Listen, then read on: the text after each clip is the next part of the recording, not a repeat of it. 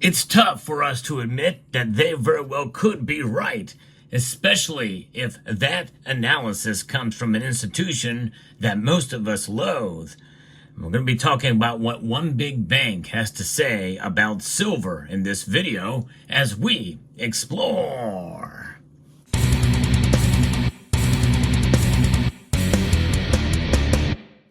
The truth, no matter from where it comes, we should embrace. And I think this analysis is part of the reason why silver's prices are lower than they should be, and why they very well could drop again. I'm going to get into a piece here by investing.com that talks about what HSBC strategists are giving some insight on with regards to silver.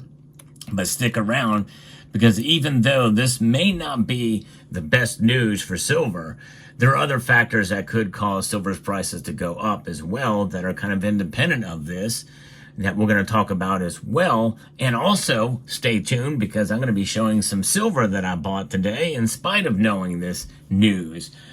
So HSBC strategists have just provided some insights on recent movements in precious metal prices, focusing on silver, palladium, and platinum. They indicated that while silver prices have experienced a rally, they are unlikely to be sustained without stronger performance from gold, which is why this metal was shown here. That's right, gold was one of the big drivers. It's kind of been the bane of the existence of hardcore silver stackers out there. Its returns have been remarkable, but silvers have been tepid and really mild in comparison. Even though from day-to-day movements, we see silver tend to outperform gold on some of those big price swings. But right now, the gold to silver ratio is as such that it has pretty much knocked all of that gain out. They're unlikely to be sustained because of the stronger performance of gold. The strategists also evaluated the platinum group metals, noting that palladium might struggle to maintain its rally due to weakening equity prices and concerns about an economic slowdown. And that's going to weigh on silver too. According to HSBC, the palladium market is not expected to rally until there is evidence of real physical tightness. In contrast, platinum does not require a gold rally to increase in price. However, it has shown sluggishness recently. The strategists attributed this to a lack of robust physical demand from Asian markets. And they suggested that if platinum prices were to approach or fall below $900 per ounce, it would be considered fundamentally undervalued. But the analysis points, even though that could be translated to some extent from platinum to silver, silver is much more abundant, obviously, than gold or platinum or palladium. But it's about that industrial demand, and I think that is really why that's important. The analysis points out different factors influencing the dynamics of silver and platinum prices. Silver's fortunes appear closely tied to gold, while platinum can potentially rise on its own merits. So that's a duality nature of silver and gold. Silver compared to gold. Silver will rise in tandem with gold, and I've demonstrated that with a market analysis on this channel. And that very well could continue as we see gold's price continue to move up, especially with the Federal Reserve cutting rates, depending on what they do. At least be bolstered. Gold's price may be bolstered by what the Fed does. But what's really keeping gold's price up is what central banks are doing. Central banks are accumulating more and more gold. And that really shows no sign of slowing down, or at least reversing anytime soon. And that is keeping those prices high. And by extension, well, silvers may be buoyed up by that until such an event or a situation occurs that will cause it to move in the opposite direction. That being its industrial use, its use in the economy, an economic slowdown. An economic slowdown likely is not going to have as dramatic an impact on gold as it would silver. Gold may fall a little bit, silver will fall even more, widening the ratio, which means that 100-to-1 ratio could happen extremely easily considering this analysis. So when you look at this stuff and what's happening here, both metals are currently facing challenges in the market, with silver's rally lacking momentum and platinum's demand remaining weak. The strategist outlook on the PGMs, particularly palladium, reflect broader market concerns. and there is an economic slowdown potential, and the interplay with equity prices are seen as headwinds could prevent a sustained increase in prices of all the metals that are considered industrial. And of course, palladium and platinum, well, they are definitely more industrial metals. Silver has a dual role. So HSBC's commodity strategists have provided a very cautious view of the future movements of silver, as well as the platinum group metals. Current market conditions have allowed for some gains, particularly in silver. Dependencies and economic factors could limit the potential for further increases in the near term. So, folks, and this kind of flies in the face of what I have been predicting for silver by the end of the year. I predicted $35 silver by the end of the year after we reached $28 silver, which was my first prediction. Once that was reached well earlier in the year, I decided to shift my focus to $35 silver based off of all the economic situation that we're seeing with the Federal Reserve and a salary economy, but increased demand for gold and silver because of the devaluation by inflation of the dollar. The dollar is losing value at a rate now of 2.9%. That likely is going to go down. That's called disinflation. I predict that it'll probably be somewhere between 2.5 and 2.8% when they give us those numbers again.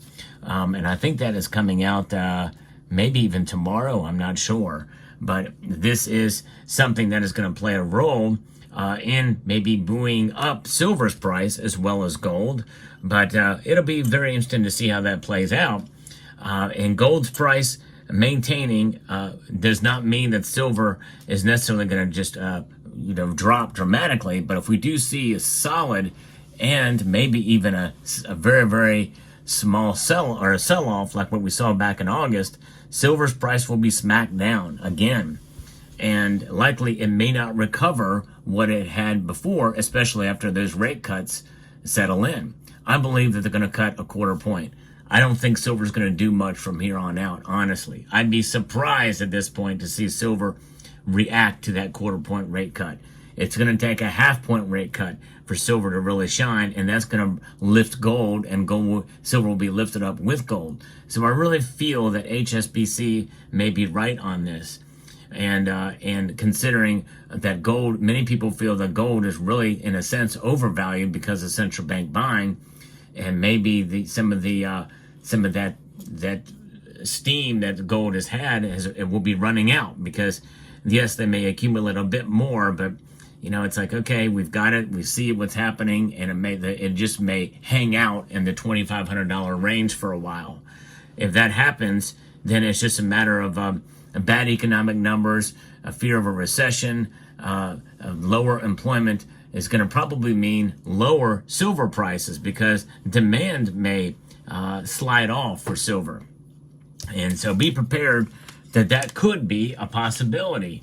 I still have a feeling we may see silver reach $30 again, or solidify that once these quarter point rate cuts are there. But we have a little bit of a ways to get back up there again.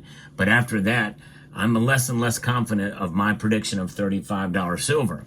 With that being said, silver will have its day. And what does that mean? It means it'll be a wealth preservation device through the long course of time. You can dollar cost average through these times, even if silver doesn't do much.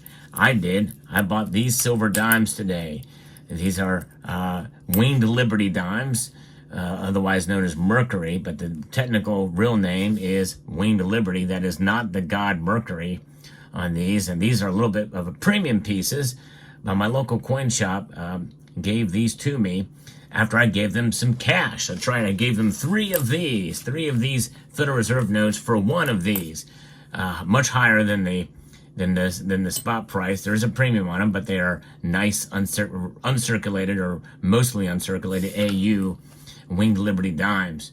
And so I decided to add these because they're nice. They're just nice looking, and I like to have this. The smallest type silver I think you can stack that is most recognizable and unmistakable silver, which is one of the reasons why I tend to gravitate towards these types of coins. and they're beautiful, very, very nice.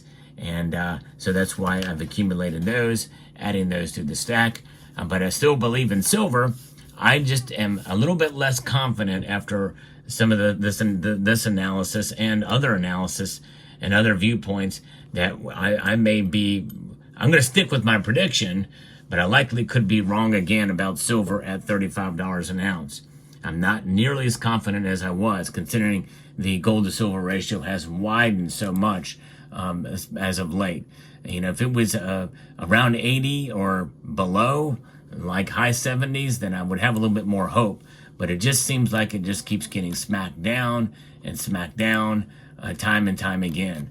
So, and I think that, we're still hanging out at 28.50 or thereabouts, gold to silver ratio, hanging out still very close to 89 to 1.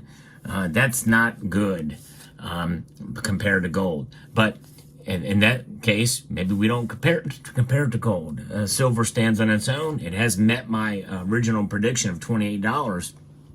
And that's really pretty good when you think about it. It's just that we may have almost topped out for silver unless something crazy, and something very well could, happens between now and the election and before the end of the year. There's a lot of different things that could occur and happen very quickly. Usually those quick things could lead to an economic shock. An economic shock could be a crash in the stock market or a major downturn in the stock market. Horrible economic numbers could come out that they can't hide, the chefs at the Cook the Books Club.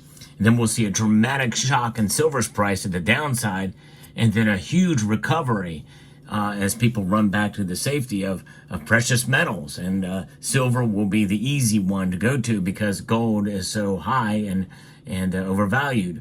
And so that is a very real possibility that we could see with silver reacting and acting in a radical and wild way. I'm not ruling that out. It's just that, we have to, if things go in the way they are now, I don't think that's going to happen. And I think it literally probably would take what I just mentioned for silver to reach $35+ by the end of the year. Definitely possible, but I don't ever bet on that kind of thing, by the way, with silver. I look at it as just something to protect my wealth over the long course of time and enjoy having it, holding it, and stacking it. So there you have it. Let me know what your thoughts are about this video in the comments section down below. I'd like to extend a multitude of gratitude to each and every one of you for taking the time to watch, and to encourage you to please rate, share, comment, and subscribe.